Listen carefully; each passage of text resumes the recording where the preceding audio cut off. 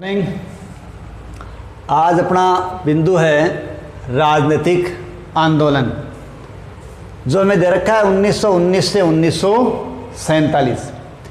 देखिए 1919 से 1947 के बीच कई राजनीतिक आंदोलन हुए। आज हम उन्हीं आंदोलनों में से 4 आंदोलन, रॉलेट एक्ट, जलियांवाला बाग हत्याकांड, खिलाफत आंदोलन और असहयोग आंदोलन, इन 4 के बारे में अध्ययन करेंगे। अपना पहला है रॉलेट एक्ट। देखिए 1914 से 1918 के बीच प्रथम विश्व युद्ध लड़ा गया। क्या लड़ा गया? प्रथम विश्व युद्ध। प्रथम विश्व युद्ध में भारतीयों ने इस आश्वासन के बाद हिस्सा लिया था कि अंग्रेज सरकार युद्ध समाप्त होने के पश्चात उनको कई सुविधाएं प्रदान करेंगी। तो इन सुविधाओं के आश्वासन में भारतीयों ने अंग्रेज़ों का साथ दिया। लेकिन जब प्रथम विश्व युद्ध समाप्त हो गया तो जो आश्वासन अंग्रेज़ों ने दिया था, ऐसे सुधार और सुविधाएं भारतीयों को नहीं मिले। उल्टा उनका आर्थिक शोषण बढ़ गया।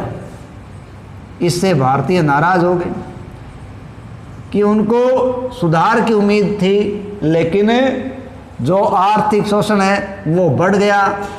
प्रेस पर पहले से ज़्यादा प्रतिबंध लग गया और साथ ही साथ अंग्रेज़ों की जो गतिविधियां थी, दमनकारी गतिविधियां, वो बढ़ गई। इन सब कारणों से भारतीय नाराज हो गए और अंग्रेज सरकार ये पहले से जानती थी या उनको पहले से इस बात का डर था कि भारतीय विरोध करेंगे। इसलिए इन्होंने युद्ध काल के दौरान ही 1917 में सिडनी रॉलेट की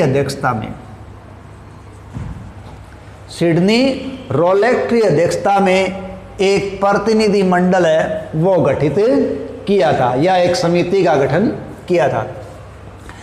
इस समिति ने जब अपनी रिपोर्ट पेश की तो वो रिपोर्ट 19 मार्च 1919 को विधानसभा के अंदर पारित हो गई। यानी ये बिल रॉलेट एक्ट कहलाया, जो 19 मार्च 1919 को पास हो गया।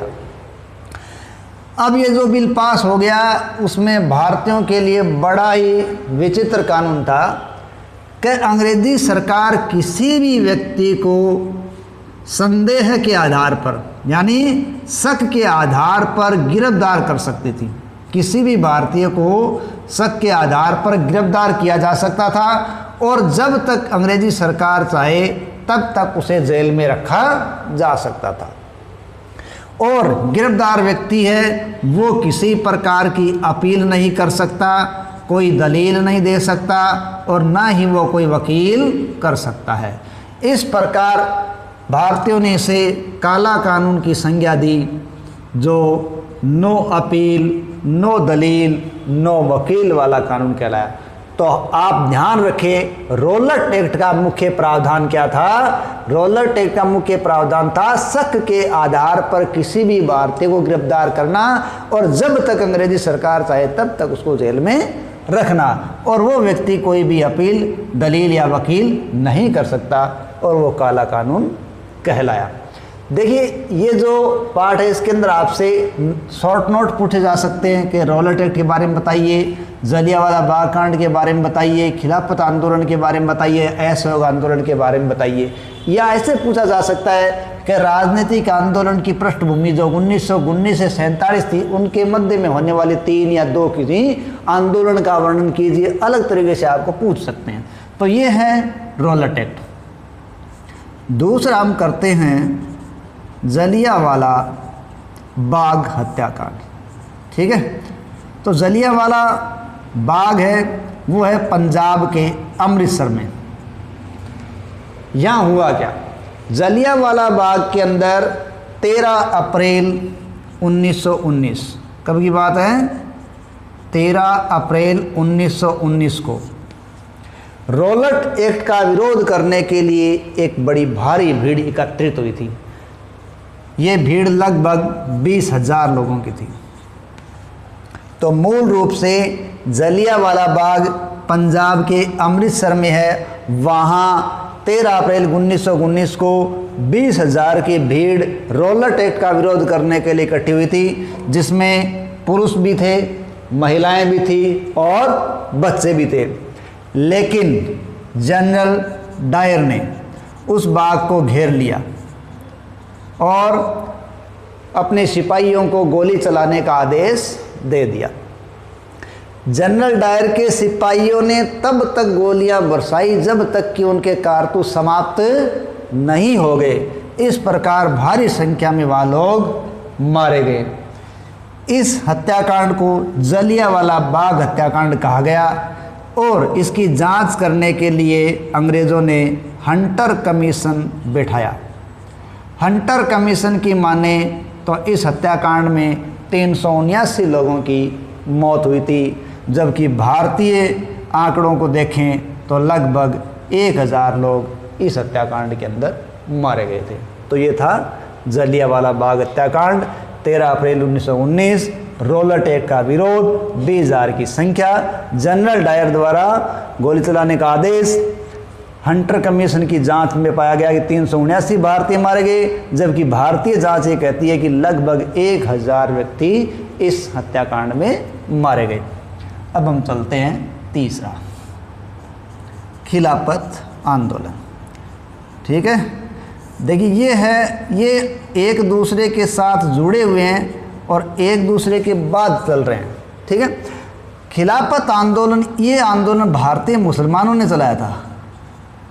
और भारतीय मुसलमानों ने किसके लिए चलाया था? भारतीय मुसलमानों ने तुर्की के खलीफा के सम्मान में ये आंदोलन चलाया था।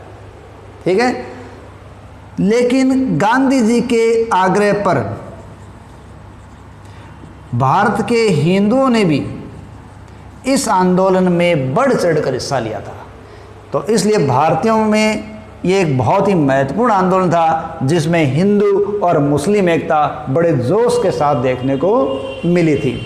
इसमें गांधी जी ने आंदोलन में अपनी उपाधि केसरे हिंद का त्याग कर दिया था और पूरे भारत के अंदर 19 अक्टूबर 1919 को 19 अक्टूबर 1919 ये तारीखें देखिए, एक साथ आप सीक्वेंस में लेके चलोगे तो आपको चलती जाएंगी। जैसे रॉलेट एक्ट 19 मार्च 1919, उसके बाद 13 अप्रैल 1919, फिर 19 अक्टूबर 1919 ये खिलाफत दिवस मनाया गया। क्या मनाया गया? पूरे भारत में खिलाफत दिवस मनाया गया और अंग्रेज़ों के तुर्की के खलीफा के साथ किए गए व्यवहार को गलत बताया गया। लेकिन बाद में 10 अगस्त 1920 को तुर्की के खलीफा के साथ सेवरे की संधि हुई। किसकी संधि हुई? सेवरे की संधि। सेवरे की इस संधि के साथ ही तुर्की के खलीफा के पद को समाप्त कर दिया गया, तुर्की का विभाजन कर दिया गया और तुर्की को एक धर्मनिरपेक्ष राष्ट्र घोषित कर दिया गया। तो ये मूल रूप से तुर्की देश से संबंधित था, यानी वहाँ के, क्योंकि तुर्की का जो खलीफा था वो सभी जगह के मुस्लिमों के धार्मिक जगत का मुखिया हुआ करता था। ठीक है, तो उस पद को समाप्त कर दिया किस संधि के तहत? सेवरे की संधि के तहत अगस्त 1920 में, और इसी के साथ खिलाफत आंदोलन भी समाप्त हो गया। अब हम बात करते हैं अपने चौथे आंदोलन, असहयोग आंदोलन की। देखो, रॉलेट एक्ट, जलियांवाला बाग हत्याकांड, हंटर कमीशन की रिपोर्ट, खिलाफत आंदोलन, ऐसे आंदोलनों से अंग्रेज़ों के खिलाफ भारतीय जनमानस बढ़ता जा रहा था। और अंग्रेज़ है वो दमनकारी नीतियों से पीछे नहीं हट रहे थे। इसलिए इन सब का विरोध मिला जुला हो, इसके लिए गांधी जी ने असहयोग आंदोलन का प्रस्ताव दिया। किसका प्रस्ताव दिया? गांधी जी ने असहयोग आंदोलन का प्रस्ताव दिया 1920 में। इस असहयोग आंदोलन में क्या क्या मुख्य प्रावधान किए गए कि अंग्रेज़ों की जो शिक्षण संस्थाएं हैं उनका त्याग करो, विधान मंडल विधान परिषद का त्याग करो, न्यायालयों का त्याग करो, विदेशी जो वस्त्र है या विदेशी सामान है उनका बहिष्कार करो। ठीक है, यानी जहाँ तक हो सके अंग्रेज़ों द्वारा स्थापित की गई जो व्यवस्थाएं हैं उन सब व्यवस्थाओं का त्याग करो। सरकारी उपाधियाँ जो अंग्रेज़ों से मिली है उनका त्याग करो, और अंग्रेज़ों के द्वारा चाहे जाने वाले कर हैं उन कर का भी त्याग कर दो। ये तो अंग्रेज़ों का विरोध करने के लिए थी, उनका असहयोग करने के लिए थी। लेकिन हम खुद क्या करें? खुद पर अनुशासन रखो, ठीक है, और साथ ही साथ आपस के कोई भी विवाद हैं, यानी एक तो स्वयं पर क्या रखो? अनुशासन, और खुद पर कोई विवाद है आपस में उन विवादों को पंच निर्णयों के द्वारा सुलझा लो, यानी उनमें अंग्रेज़ों का हस्तक्षेप मत बर्दाश्त करो। साथ ही साथ कपड़े के लिए उन्होंने दिया कि हाथ से बुने जो कटे हुए वस्त्र हैं, धागे, उनके द्वारा अपने वस्त्रों का प्रयोग करो, यानी हाथों से बुनो कुतो ये काम करो। विदेशी वस्त्र है उनका इस्तेमाल मत करो, और अपनी खुद की राष्ट्रीय शिक्षण संस्थाओं का निर्माण करो। राष्ट्रीय शिक्षण संस्थाओं का गठन करो। ये प्रावधान खुद के करने के लिए थे। ये आंदोलन बड़ी गति के साथ पूरे भारत में चल रहा था, और ये स्वराज्य के लिए पहला एक आंदोलन था जिसमें भारत की बड़ी संख्या ने जनता ने भाग लिया था। लेकिन इसमें 1921 में अपन देखें तो लगभग 30,000 लोग जेलों में चले गए। तो भारतीय जनमानस का इतना बड़ा आंदोलन था कि ऐसे पहले आंदोलन में 30,000 लोग जेलों में चले गए। लेकिन इसमें परिवर्तन कब आया? 5 फरवरी 1922। 5 फरवरी 1922 को जो काम हुआ वो चोरा चोरी कांड कहलाया। क्या कांड कहलाया? चोरा चोरी कांड। हुआ क्या? 5 फरवरी 1922 को उत्तर प्रदेश के गोरखपुर जिले में चोरा चोरी नामक स्थान पर एक शांतिपूर्ण भीड़ जब जुलूस निकाल रही थी, वो अपने शांति से चल रहा था, तो वहाँ के सिपाहियों ने उन पर अत्याचार शुरू कर दिए। इसके कारण वो भीड़ उग्र हो गई और उस भीड़ ने उस थाने में आग लगा दी चोरा चोरी में। उसमें 21 सिपाही और उनका थानेदार जलकर मारे गए। इस प्रकार 1922 की इस घटना में 22 व्यक्ति हैं या 22 अंग्रेज सिपाही वो थाने में जलकर मर गए। तो ये चोरा चोरी हत्याकांड कहलाया। गांधी जी चाहते थे कि आंदोलन किसी भी दृष्टि से हिंसात्मक न हो, वो इसे अहिंसात्मक तरीके से आगे बढ़ाना चाहते थे। इसलिए वो सोच रहे थे कि आगे कोई हिंसा न हो, इसलिए उन्होंने 12 फरवरी 1922 को असहयोग आंदोलन समाप्त कर दिया। जब 12 फरवरी 1922 को असहयोग आंदोलन उन्होंने समाप्त कर दिया तो पूरे देश में एक शोक की लहर छा गई। क्यों? कि आंदोलन ऐसे स्तर पर समाप्त किया गया जब वो पूरे जोश में था। लेकिन फिर भी बड़े नेताओं ने इसको स्वीकार किया। सुभाष चंद्र बोस ने तो कहा कि बहुत ही कष्टदायक है कि इस पूरे जोश से भरे आंदोलन को उन्होंने बीच में समाप्त कर दिया। लेकिन हम बात करें मोतीलाल नेहरू की। किसकी? मोतीलाल नेहरू और चित्तरंजन दास, ये तो इतने नाराज हो गए कि उन्होंने कांग्रेस पार्टी को छोड़ दिया। कांग्रेस पार्टी छोड़कर उन्होंने एक नया दल गठित किया और वो था स्वराज्य दल या स्वराज्य पार्टी।